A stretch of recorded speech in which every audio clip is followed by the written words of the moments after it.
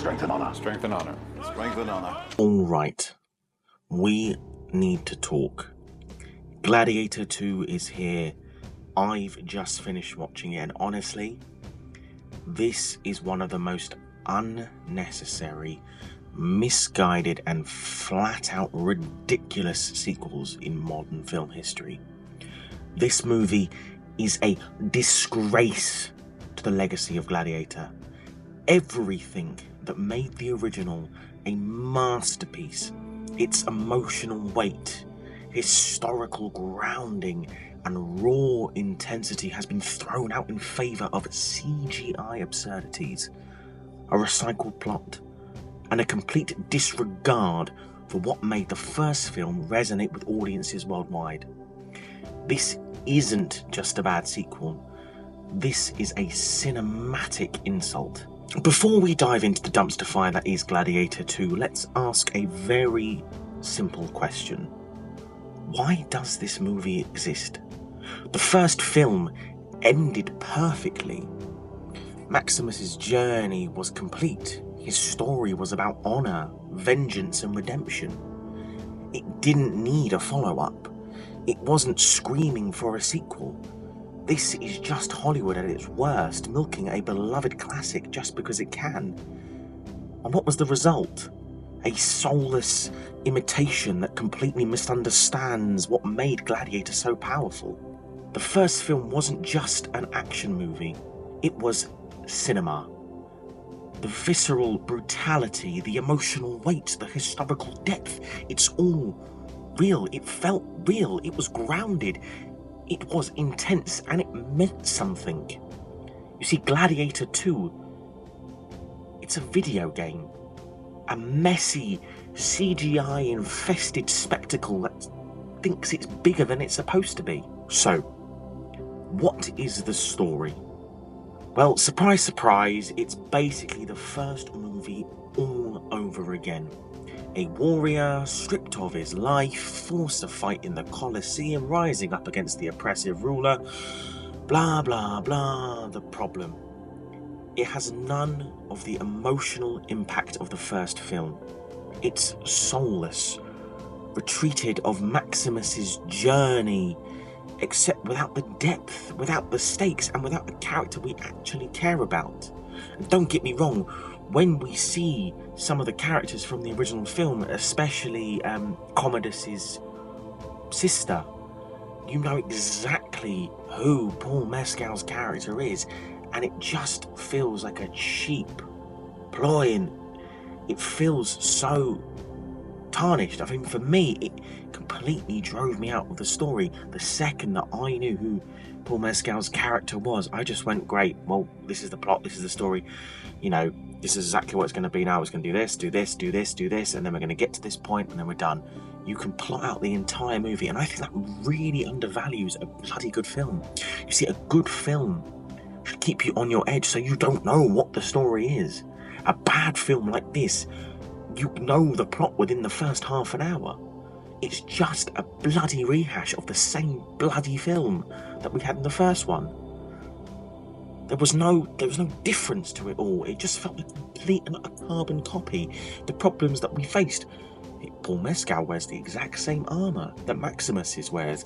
There is the same music, you know, the same motivations, the same plot points. Oh no, he was the former emperor's son. Oh no, actually no, he wasn't. He was Maximus's son. It just feels tarnished. It feels like a cheap knockoff. So, let's talk about the absolute slaughter of history here. The first Gladiator wasn't a history lesson, but at least it felt like ancient Rome. Gladiator 2 takes any sense of realism and throws it into a pit of CGI sharks. Literally. Yes, sharks in the Colosseum. Who signed this off? Who sat there and thought, this is a brilliant idea, let's get sharks in the Colosseum? How does that logically work? How do you logically get a shark and transport it all the way into a Colosseum? You see, the Romans did stage naval battles in the arena, sure, but throwing actual sharks? Are we making a Sharknado crossover? What are we doing? This is supposed to be a Hollywood epic. And it just makes it embarrassing. It's embarrassing for the audience. It's embarrassing for a Ridley Scott fan like I am, to sit there and watch a filmmaker that's produced absolute classics like Alien and the original Gladiator to now make something so cheap and nasty. And then, of course, there is the timeline. The movie completely ignores the actual chaos that follows Commodus's death. The Roman Empire was in a state of absolute turmoil, with brutal power struggles and military leaders clawing for power. Instead, the film glosses over this history and gives us some vague new emperors without any explanation. We don't really have any sort of feeling towards them. We don't care about them. We don't really know who they are. And see, the real problem with this film is that it just blows over the entire plot from the first film to the second film. You're supposed to care about these two new emperors. You know, one's a little bit more ditzy than the other, but still, you have no feeling towards them. And also, I'll be honest with you, they sort of just felt like rehashes of Commodus. Both evil, but also quite creepy and weird. You didn't actually have any weight behind them. When of course, spoiler alert, you know, one of them dies. I mean, to be honest with you, I don't even remember the names of them. That's how bad they are. You knew Commodus, you knew Joaquin Phoenix's character because he was so bloody memorable. You know, you knew Richard Harris's character because he was so bloody memorable. The two guys that play, you know, the two emperors, they aren't memorable. It feels more comedic, more comedy. And don't get me wrong, comedy can work in a sort of film like this, but it just doesn't have that viral power. It feels like we're literally just watching a rehash of Commodus, but with two guys with sort of splittish personalities. And that's what bothers me about the film and the history of it all, because it just doesn't tell you about the entire bloody power struggle, the civil wars that were going on, all the different people that were trying to vie for the throne. It just goes straight into, right, here we are, this is what we're doing, these are the two emperors, go. The Colosseum. Oh, you should see the Colosseum, Spaniard. 50,000 Romans watching every movement of your sword, willing you to make that killer blow. Now, I don't even know where to start with this. See, Gladiator 2 decides that what we really need in a historical epic. I mean, in the first film we had tigers, you know, real animals that were actually in the Colosseum. But in this film, we decide to have CGI monkeys that don't even look like monkeys in gladiatorial fights. You see, that's right, monkeys. When do we cross into Planet of the Apes territory? And let's not forget that rhino battle. I mean, don't get me wrong, it looked incredible. The guy standing up, it felt more like a Western John Wayne, but of course it's not real. It takes you out of the immersion of the film. These films are supposed to immerse you in what's happening. I mean, in the first one, you had the tiger there jumping out underneath the Colosseum. It felt real, and you were still immersed, and it was the sort of shock and the horror. In this film, I remember I sat back and I was sitting there looking at this, going, why do these monkeys look CGI? Why do they look so crap? And then it just takes you out of the entire film. It takes you. You lose the immersion, and it really, really made me struggle to get back into this. Now, look, gladiatorial combat was brutal. Not only did this whole thing with the rhinos and the monkeys show that this was historically inaccurate, but the scenes, they look so over the top that it makes it more look like a Marvel film than a grounded historical epic. It's a complete joke. Now, I will admit, if there is one thing that I can actually praise about this disaster of a bloody film, it's the performances. Denzel Washington is fantastic. He steals the scenes that he's in. He completely controls this film.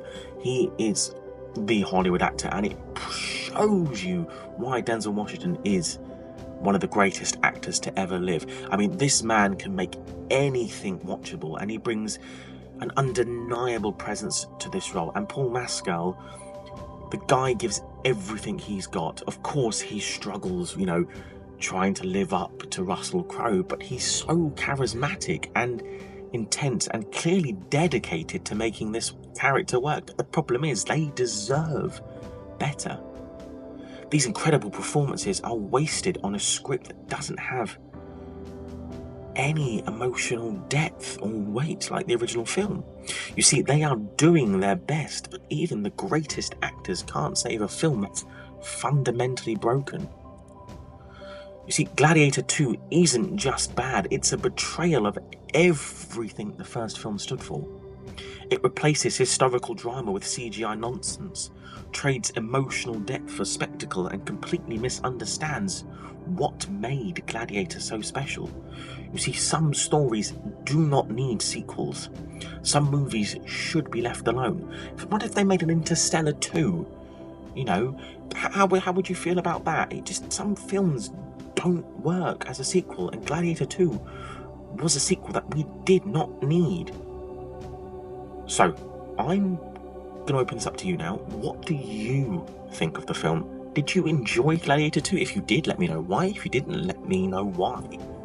You know, why should we have had this film? Let me know. Why is this film so bad? Give me your reasons, please, and let me know why this film, in my opinion, was doomed from the beginning. But anyway, I apologise for ranting now. I am going to go and have a gin and tonic because I think I need that after watching this film. But anyway, this has been the Cinephiles. I hope you enjoy. Please do not forget to like, share, subscribe, do everything you possibly can. I want this channel to grow way more. You know, I want to keep doing these for you guys. It's been, you know, it's a journey that we're going to come on together, and I'm so happy. But anyway, this has been the Cinephiles. I hope you have a lovely day. Don't forget to subscribe. Ta-ra for now. The gods!